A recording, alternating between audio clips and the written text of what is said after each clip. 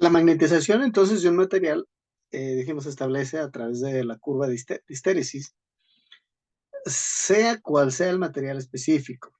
La forma siempre tiene características similares. Yo les expliqué cómo magnetizar, o les estaba explicando cómo magnetizar una herradura.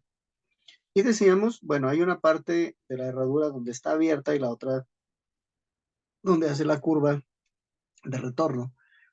Vamos a amarrar entonces un alambre de cobre, algo gruesecito, lo vamos a enredar hacia la punta de la herradura, hacia la parte abierta. Y lo dejamos de largo. Vamos a dejar un poquito largo el resto del cable. Luego, del centro también de la herradura, sin que se toquen los dos cables, se amarra otro alambre, se va enrollando alrededor hasta el extremo del otro lado de la herradura. Se sostiene la herradura con un material no conductor, es decir, con unas pinzas de madera, con algún objeto que no conduzca la electricidad, porque vamos a provocar un corto. Y tocamos dos cables, uno de tierra y uno de corriente, de 120 de la electricidad que llega a la casa. Es decir, lo vamos a meter en uno de los enchufes, vamos a causar un corto y pudimos dañar incluso la, la instalación. Es la manera como se hace, no les digo que lo vayan a hacer en casa porque van a echar a perder su instalación y me van a echar a mí la culpa, pero es la manera, o sea, se aplica una corriente en ambos polos, una positiva y otra negativa, y en el momento que hace el chispazo o el corto, se satura, se magnetiza, ¿ok? Al principio la magnetización requiere de un mayor esfuerzo eléctrico. Este intervalo es la llamada zona reversible. La primera parte la primera vez que le hago este proceso, se magnetiza. Puedo repetir el efecto, pero en un determinado punto la magnetización, o sea, puedo repetir el proceso, pero en un determinado punto la magnetización se produce de forma proporcional. En este punto se inicia la denominada zona lineal.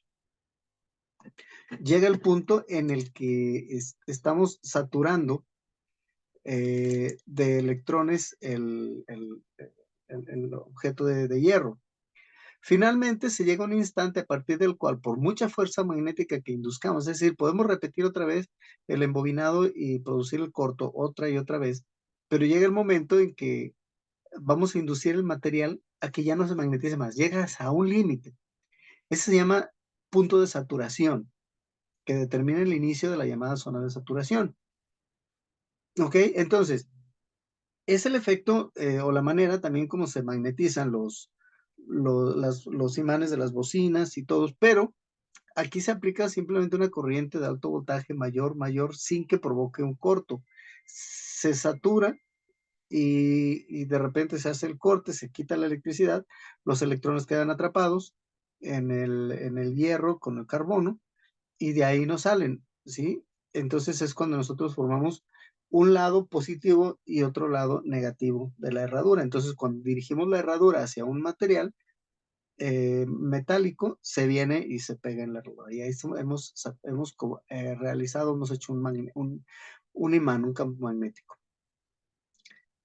El campo magnético creado por una corriente eléctrica es lo que acabamos de hacer. Este valor del campo creado en un punto dependerá de varios factores. La intensidad de la corriente, si le puse 120, 220, ¿qué intensidad le puse? La distancia del punto respecto al cable que me quedó y la forma que tenga el conductor por donde pasa la corriente eléctrica. Yo les dije que lo enredáramos alrededor, para que forme un cuerpo y abarque, abrace todo el contenido de la herradura, para que en el momento que se meten los electrones no tengan por dónde salir y se queden pegados, se queden metidos en la herradura, formando el campo magnético. Para determinar la dirección y el sentido del campo magnético podemos utilizar la regla de la mano derecha. Como, bueno, aquí dice cómo se ve en la figura, porque este material lo saqué de su PDF que ustedes ya les deben de haber repartido. Utilizando dicha mano y apuntando con el dedo pulgar hacia el sentido de la corriente, la curvatura del resto de dedos nos indicará el sentido del campo magnético. En el caso de un hilo conductor rectilíneo, cuando se trate no de una herradura, sino de una varilla, se crea un campo magnético circular alrededor del hilo, perpendicular a él. Es decir, que con una varilla podemos hacer el mismo efecto, una varilla, pero vamos a hacer dos embobinados a partir del centro, dejando un espacio entre un embobinado y el otro para que no se junten y podamos atrapar los electrones en el espacio, en la varilla. Dice, cuando tenemos un hilo conductor de forma de espira, o sea, de alrededor, el campo magnético será circular. La dirección y el sentido del campo magnético depende del sentido de la corriente eléctrica. Cuando yo lo pego, me voy a fijar si cuál fue, para eso tendría que medir la corriente eléctrica de entrada, cuál es tierra y cuál es lumbre, para entonces yo decir, este de lumbre es positivo y este de tierra es negativo. Y mi imán va a quedar cargado en ese mismo sentido. Cuando tenemos un hilo conductor enrollado en forma de hélice, tenemos una bobina o solenoide. Podemos destapar los radios viejos y vamos a encontrar ahí bobinas que, que forman un campo magnético que está funcionando para que los aparatos, sobre todo los viejitos, ahorita ya los nuevos ya casi no, pero las fuentes de la computadora tiene un eliminador, un cargador, y ese tiene un campo magnético también. Las computadoras por dentro en la tableta tienen varios embobinados que son campos magnéticos, pero están protegidos y a una distancia determinada para que no afecten el funcionamiento del disco duro y de las memorias. El campo magnético en su interior se refuerza todavía más al existir más espiras. O sea, entre más cantidad de cobre enrollado tenga la bobina, más grande es el campo magnético.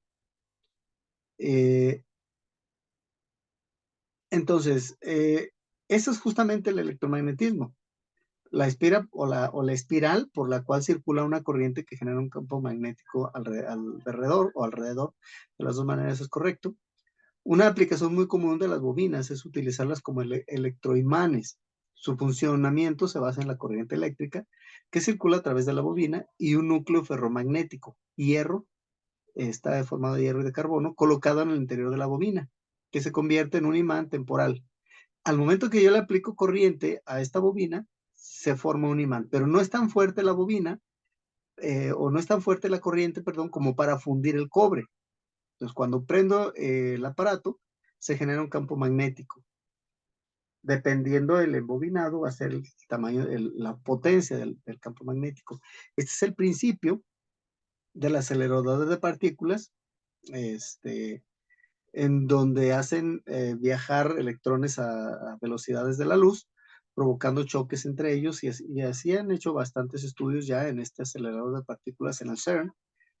Entonces, cuantas más espiras tenga la bobina, mayor será su campo magnético. Cuando una carga eléctrica está en movimiento, crea un campo eléctrico y un campo magnético a su alrededor.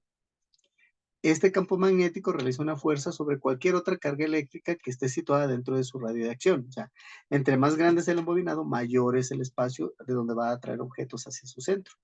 Esta fuerza que ejerce un campo magnético será la fuerza electromagnética. Entonces, de aquí tenemos algunos imanes muy potentes, algunos imanes menos potentes, y dependiendo las necesidades. ¿Correcto? Bien, complementamos en la siguiente clase con el siguiente contenido. Recuerden que ustedes pueden atrasar, adelantar, hacer sus notas, sacar sus propias conclusiones. Pueden enviarme por WhatsApp sus preguntas o también dejármelas en el canal de YouTube donde dejo este link para que ustedes lo puedan ver, analizar, adelantar y regresar. Muchas gracias.